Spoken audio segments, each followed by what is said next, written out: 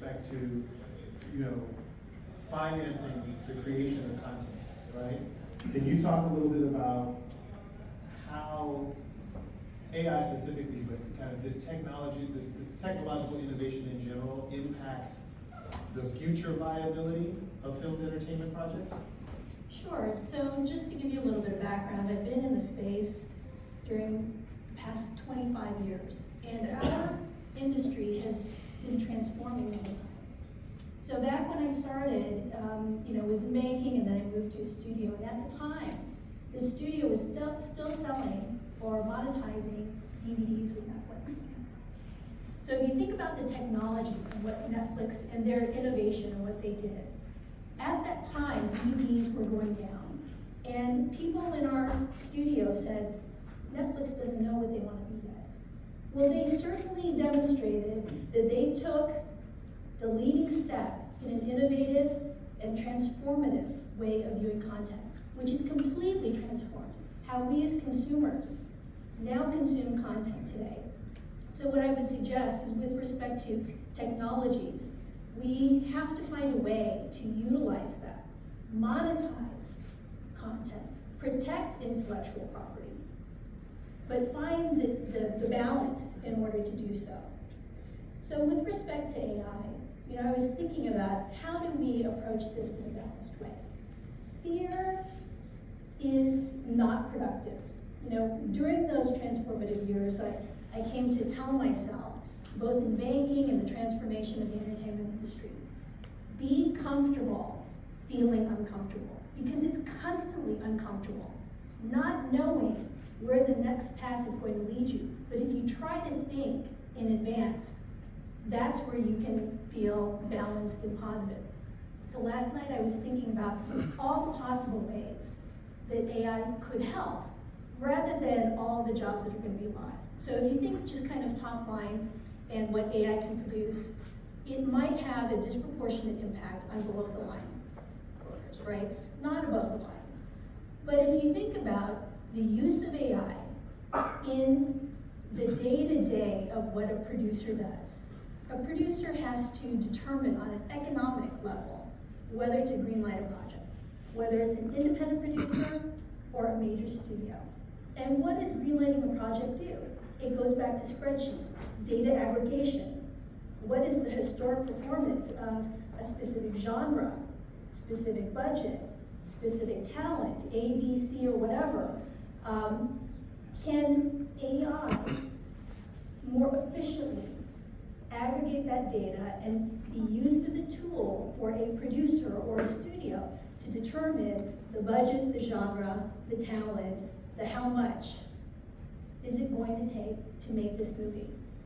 And to have efficiencies, and it's still going to get down to a gut, right? Studio executives are going to say, okay, I don't care what this model tells me. I mean, they do that already. They have a gut, and sometimes they are right, and the model is wrong. So it can be used as an efficient tool. The other aspect is, if you are an independent producer with a limited budget and limited capital sources to produce your content, and how we finance content, at least from a senior banking perspective, is dramatically different than it was in 1998 when I started in film finance. So if an independent producer can utilize AI to shave down their budget because they have a limited capital source, they can shave down the budget so they're fully covered, and that budget, incremental savings, maybe a couple $1 million, is the difference between making the movie and not making the movie. That can be transformative. You can get your content made, and it's a removal of a barrier to the true independence out there. Nice. Okay, so two things that I heard that I want to test with Jeffrey here. The first is this idea of using tech versus using your gut, right? And for me, I believe, I said the same thing with Andy back in the day about AI. I believe in the bionic gut, right? I think that if people have natural talents or natural insights, things that you understand about culture, etc., that you never kind of paper over that, right? You always want to leverage people's unique individual talents, but at the same time, if you can use technology to make them better, stronger, faster, great, right?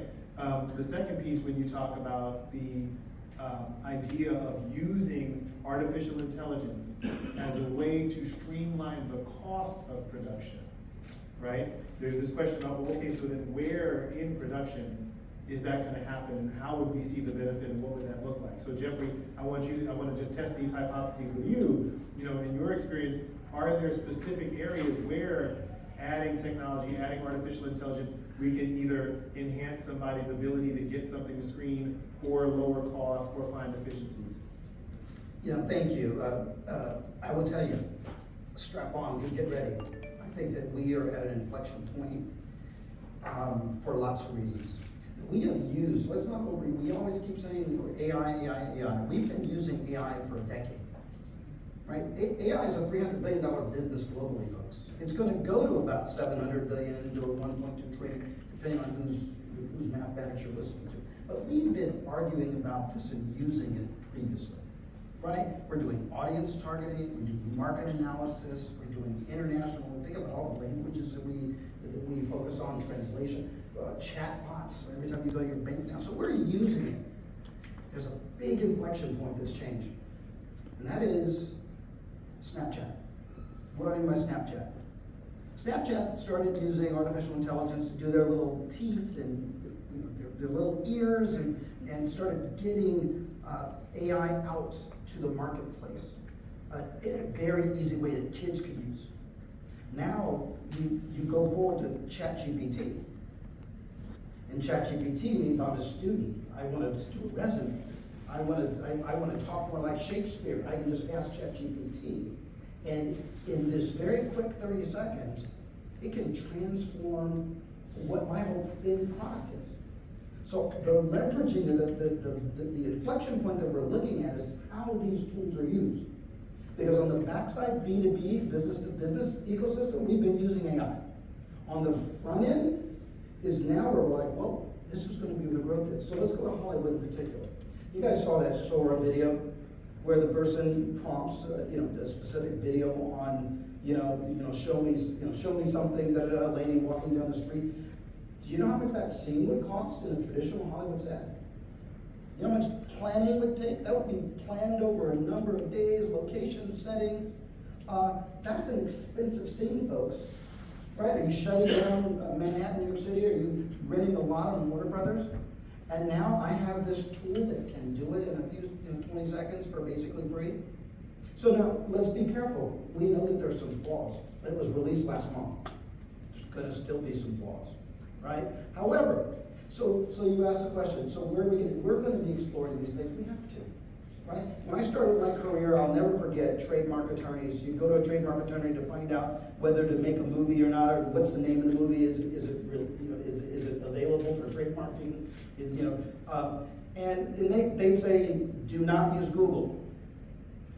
Call the attorneys.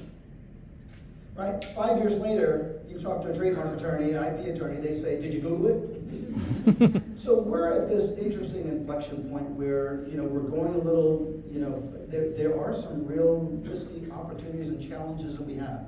But what I can tell you, in my 11 years at Disney, when I was at Disney, we were focused on monetizing and firewalling content.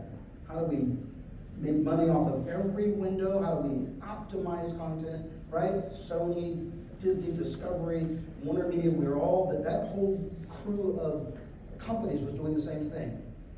And now we are colliding our business models with technology.